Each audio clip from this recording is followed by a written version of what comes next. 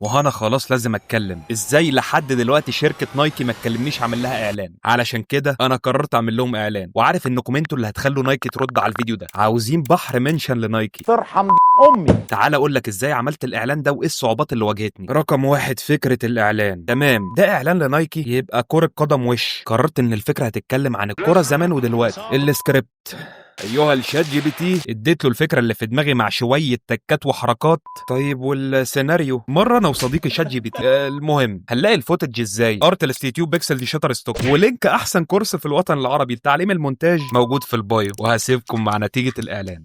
It started with nothing, just a ball, a street, and a heartbeat.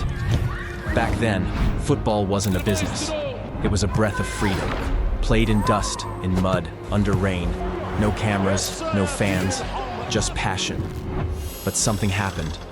The world saw it, felt it, needed it, and slowly, it grew. From the alleys of yesterday to the arenas of today, football became more than a game. It became the voice of the people, their pride, their joy. Because in 90 minutes, a nation can dream.